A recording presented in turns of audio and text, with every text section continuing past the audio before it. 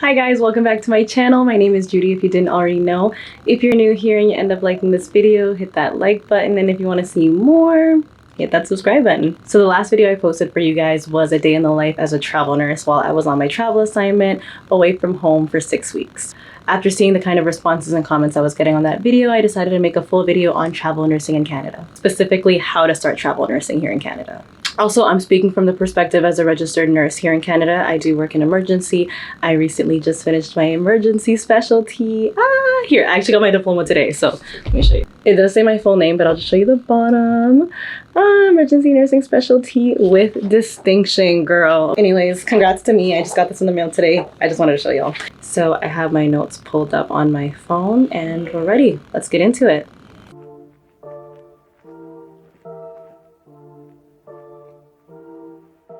So, first question.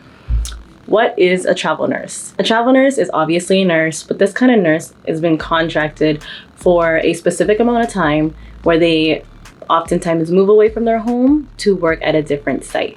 Travel nurses are often sent to these locations mainly because of poor staffing conditions. And as a travel nurse, you need to really know your stuff. You need to be comfortable in your specialty and have enough experience in it. So you are expected to adapt very quickly to new environments because they only give you a few orientation shifts, if that. Who is eligible to do travel nursing?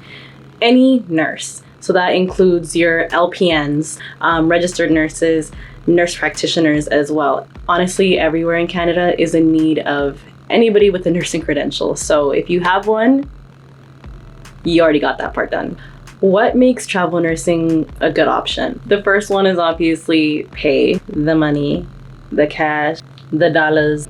Money is the main reason that people go into travel nursing. It's not rude to say it's true because realistically for a lot of people, why would they give up their stability and their home life and their social circle, everything like that for work if it didn't come with some sort of incentive? Next big thing is flexibility. As a travel nurse, you can choose what contract dates you want. I can work from February 2nd to April 12th if I want to, and those are the dates, and then I can decide to go on vacation April 13th to May 1st. Booyah, I'm out and I don't have to answer to nobody. When your contract's almost done, you can choose whether you want to extend your contract, take another contract, or go on vacation. It is up to you and only you. Another reason people go into travel nursing is that you get to explore the places that you want to see while still making an income. I know a bunch of travel nurses from the East Coast who move over to the West Coast, like BC over here, because of just the scenery. So they get to live that city life, Vancouver lifestyle while still making an income. It's a great option. This last one isn't something that people talk about often, but it's a given with travel nursing, is that you gain rural experience and get to help underpopulated communities as well. Yeah, like certain rural nurses learn such advanced skills because they have to, and they're the ones who need to respond. I knew rural nurses who know how to intubate because they're waiting for an RT or a physician on call to come into the ER. Like, it's not like they're there like our big hospitals. They have to learn these advanced skills, but they're amazing skills. Like, that's such a flex, honestly. But yeah, it's really, really cool. Now, how do you start? A lot of nurses around Canada are having a lot of difficulty as staff nurses with unsafe patient ratios, just being overworked, burnt out, and not feeling like they're getting compensated enough for the work that they're doing. So a lot of nurses steer towards travel nursing. And if you're one of those nurses, I bet you would like to know how to start. So number one, think about where you want to work and when you want to work. Think about where you're currently situated and where you'd be willing to go. How far would you be willing to go? That's something that these agencies will ask you as soon as you get on the call with them. Not only that, it's important to know how far you're willing to go or what provinces you would like to go, because every province, you need a license. Just because you're from BC doesn't mean you can work in Alberta with no Alberta license. You have to pay that like $1,000 for that Alberta license, even though you have a BC license. Does not matter. Every single province, you have to get your own license. And with these licenses, you do have to work on them quite early, probably at least 3 months in advance is the recommendation, so you don't run into any delays or issues, okay? Ensure you are qualified, okay? I've heard of like some new grads just trying to go travel nursing and stuff, which some places are desperate enough that they will let you, but you will have a difficult time.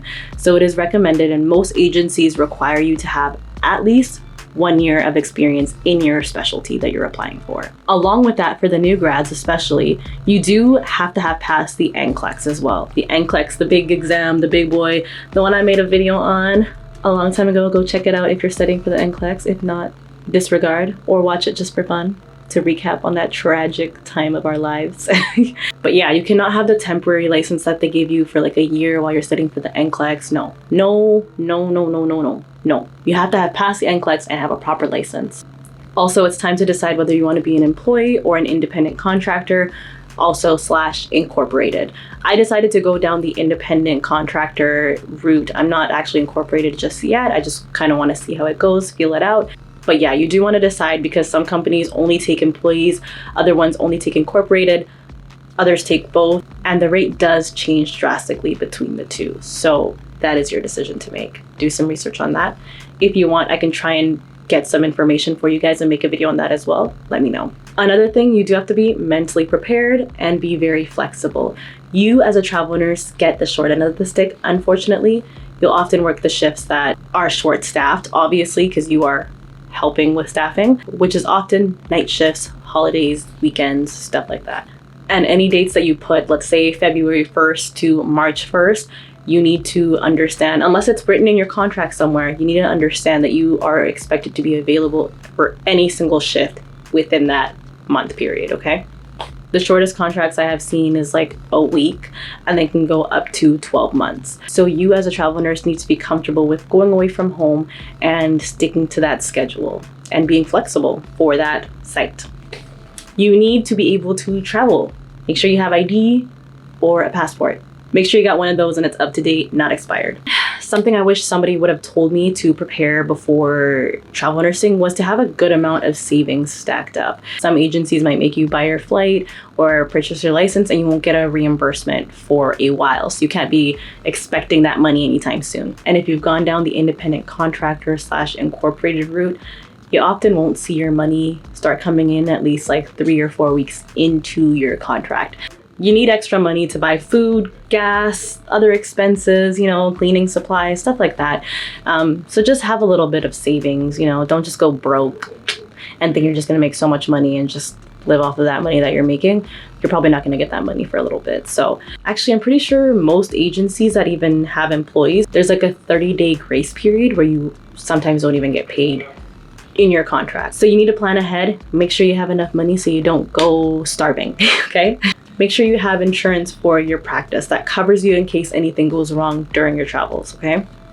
Something a lot of people ask me is, how the heck did I find travel agencies? You can literally Google travel nursing agency and your province, and I'm sure one will come up. It's literally what I did. And then I went on Facebook and looked for different groups. There's a group called Canadian Travel Nurses, and you can ask all the questions on there, and they will have a bunch of lists of so many things. I can actually link it down below if you want to join the group. You do need to be a nurse, and they will ask you some security questions as well, okay? But yeah, honestly, any question in terms of travel nursing that I have, I always post it in the group. You can post anonymously and get all your answers. Everyone's very active on there, and we're all just helping each other. It's a great community. So once you've gotten your interview with the travel nursing agency, they will be asking you why you wanted to go into this. Again, where you're planning on going, what provinces you're interested in, how long would you like to go for. Some agencies require a minimum of 3-month contracts, as in 12 weeks. You need to let them know what kind of specialty, what areas you're willing to work in and comfortable with.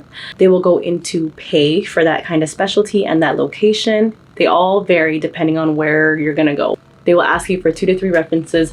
One oftentimes needs to be at least like a supervisor or an employer. Then the other one can be personal. And then sometimes they add a third one in that you just need to figure out. So have at least 3. And then they ask you for a recent criminal record check. Needs to be often done within 3 months. At least that's what it was for me. Mine, I think I was lucky. I just got in the same day, but take time out to do that in advance. Other things they might ask you for is your first aid CPR training, so your BLS. They'll ask you for an up-to-date fit test and your vaccines, TB tests, stuff like that. Regular stuff that they'll ask you even when you're getting employed into the hospital. I feel like this is a short video. I don't know, like what else is there to talk about? But yeah, if you go into the Canadian Travel Nurses Facebook page, you can find answers for everything. You can ask them what are the highest paying provinces currently, what are the lower paying ones, what companies to avoid, what companies are great and more well known. I wasn't even planning on doing this in the video, but I do have a list of things that I make sure I ask during the interviews. So I ask especially rate hello, for the area that I want to go to, like we said. I ask for per diem. So a per diem is extra cash that they give you often on days of work that you can use for like food, gas, like things that you would be spending money on a daily. I ask about accommodations because personally I like to stay alone. I don't really like to stay in group settings, roommates, stuff like that. I like independent, private housing. And if I'm going to a different province, I ask about license reimbursement. I ask about the pay cycle, how often I'm being paid, what dates I would be paid, if there's that 30-day grace period that I was talking about, or if I'm gonna be getting paid in like a month and a half or something, right? I ask if the flight is included. Most often it is. I especially ask about the opportunity for overtime because, girl, there is so much money to be made and it's sitting there. So if you just work a little bit of overtime, you'll be walking away laughing. Okay. And also, if you are looking down the employee route, and some people end up leaving their staff jobs for travel nursing. So if you're trying to be an employee, ask about benefits as well. I can definitely go into more stuff if you guys want. Just ask me questions, send them in the comment section below. On like more of a personal note, I really love travel nursing. I would say nursing is one of the most diverse professions ever. Like, you can go so many routes with it. You can do so much with it. Like, yeah, it's absolutely incredible. I am so blessed to be a nurse. Endless opportunities. You chose a good one. But yeah, that's all I have for you guys today. If you enjoyed this video, make sure you hit that thumbs up button and don't forget to subscribe, y'all. I will catch you next time. Toodles.